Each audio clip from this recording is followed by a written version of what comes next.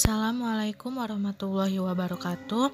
Perkenalkan, kami dari kelompok 6 yang beranggotakan Febi Aulia Rangkuti, Nindi Arinena Baban, Rizky Rahmawati, Septiana Sitorus, Sulismawati. Pengertian etika manajemen. Etika manajemen adalah sekumpulan standar, kepercayaan dan juga pemikiran manusia atas tindakan yang dilakukannya pada sebuah organisasi yang dapat menimbulkan manfaat atau kerugian bagi organisasi atau perusahaan. Faktor-faktor yang mempengaruhi etis. Manajer membawa pengaruh berupa kepribadian dan perilaku terhadap pekerjaan, kebutuhan pribadi, pengaruh keluarga, dan latar belakang agama, seluruhnya membentuk sistem nilai seorang manajer. Riset telah menunjukkan bahwa nilai-nilai sebuah organisasi atau departemen sangat mempengaruhi perilaku karyawan dan pembuatan keputusan. Nilai personal sebagai standar etika. 1. Nilai atau values pada dasarnya merupakan pandangan ideal yang mempengaruhi cara pandang, cara berpikir, dan perilaku seseorang. 2. Nilai personal atau personal values pada dasarnya merupakan cara pandang, cara pikir, dan keyakinan yang dipegang oleh seseorang sehubungan dengan segala kegiatan yang dilakukannya. Nilai personal terdiri dari nilai terminal dan nilai instrumental. 3. Konflik nilai. A. Konflik intrapersonal. B. Konflik individu organisasi. C. Konflik antar budaya. Mengukur etika manajemen. Modal penilaian etika tersebut memberikan panduan apakah sesuatu tindakan atau kegiatan memenuhi kriteria atau tidak. Dapat dinilai dari 4 kriteria etika, yaitu dari sisi manfaat atau benefit, pemenuhan hak-hak atau rights, prinsip keadilan atau justice, dan sifat pemeliharaan atau caring. Mendorong pelaksanaan etika dalam manajemen. Beberapa upaya yang dapat dilakukan perusahaan sehubung dengan tanggung jawab sosialnya dan berupaya untuk mewujudkan kegiatan bisnis yang lebih etis, yaitu melalui 1. Kegiatan pelatihan etika atau ethical training. 2. Advokasi etika atau ethical advocates. 3. Standar aturan mengenai etika perusahaan atau Code of Ethics. 4. Keterlibatan publik dalam etika manajemen perusahaan. Pengertian tanggung jawab sosial.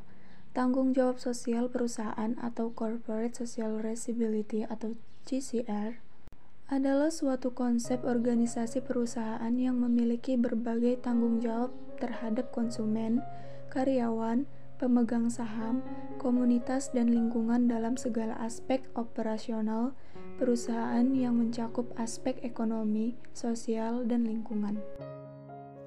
Tujuan dan motivasi tanggung jawab sosial dalam bisnis. Tanggung jawab sosial bertujuan untuk menghasilkan manfaat ekonomi, sosial, dan lingkungan sesuai dengan makna dalam 3 pilar pembangunan berkelanjutan.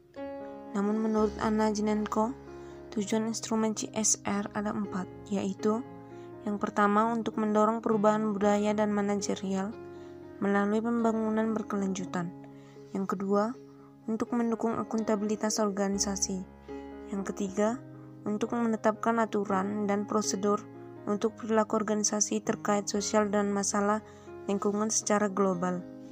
Yang keempat, untuk membangun sistem yang efektif untuk menetapkan standar pelaporan, audit, pemantauan, dan verifikasi. Mengevaluasi tanggung jawab sosial perusahaan.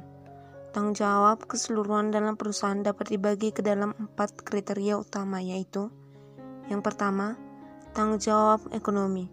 Tanggung jawabnya adalah menghasilkan barang dan jasa yang diinginkan masyarakat, serta memaksimalkan keuntungan bagi pemilik dan pemegang saham institut tersebut. Yang kedua, tanggung jawab hukum. Menentukan apa yang dianggap masyarakat sebagai sesuatu yang penting berhubungan dengan perilaku yang pantas dilakukan oleh perusahaan. Yang ketiga, tanggung jawab etis. Terdiri atas perilaku-perilaku yang tidak bisa ditempatkan ke dalam ranah hukum dan mungkin tidak berhubungan dengan kepentingan perusahaan secara langsung. Berperilaku etis, melakukan hal yang baik, dan menghindari bahaya. Yang keempat, tanggung jawab diskresionari, benar-benar bersifat sukarela dan dibimbing oleh hasrat perusahaan untuk memberikan kontribusi sosial yang tidak dimandatkan oleh ekonomi, hukum, atau etika. Mengelola etika dan tanggung jawab sosial. Kepemimpinan yang beretika bahwa manajer berlaku jujur dan dapat dipercaya, adil dalam bekerja bersama pegawai dan pelanggan, dan beretika dalam kehidupan pribadi maupun kehidupan profesionalnya. Etika yang harus ada yaitu: yang pertama, kode etik adalah pernyataan resmi dari nilai-nilai yang dianut oleh perusahaan yang berkaitan dengan persoalan etika dan sosial. Kode etik menyampaikan pada para pegawai akan apa yang dibela oleh perusahaan mereka. Yang kedua, struktur etis mewakili beragam sistem, posisi, dan program yang dilaksanakan oleh perusahaan dan menerapkan perilaku beretika. Yang ketiga, pelatihan etika adalah program pelatihan untuk membantu para pegawai dalam menghadapi persoalan-persoalan etika dan nilai-nilai.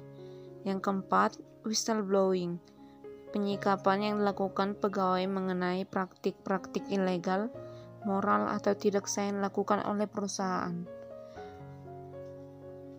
Kasus bisnis tentang etika dan tanggung jawab sosial. Sebagian besar manajer sekarang menyadari bahwa memperhatikan etika dan tanggung jawab sosial adalah sama pentingnya dengan memperhatikan pengeluaran, keuntungan, dan pertumbuhan bisnis. Secara alami, hubungan antara etika dan tanggung jawab sosial perusahaan dengan kinerja keuangannya berkaitan dengan gelar manajer dan gelar sarjananya.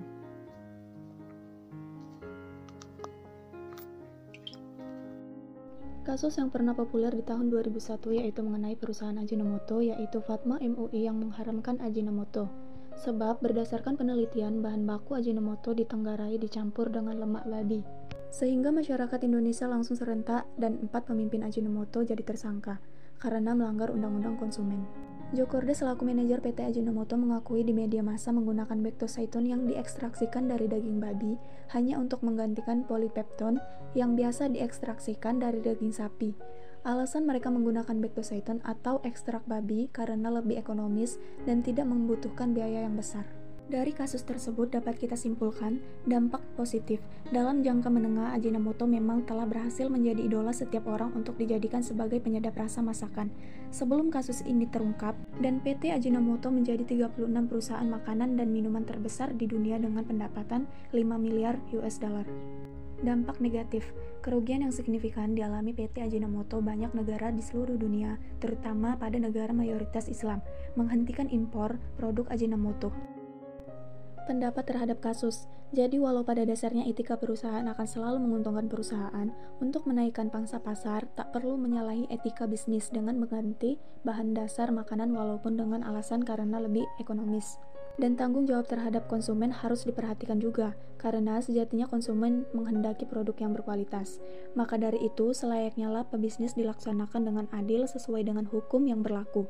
Karena untuk membentuk suatu perusahaan yang kokoh dan memiliki daya saing yang tinggi, serta mempunyai kemampuan menciptakan nilai yang tinggi, diperlukan suatu landasan yang kokoh dengan perencanaan strategis, organisasi yang baik, dan sistem prosedur yang transparan.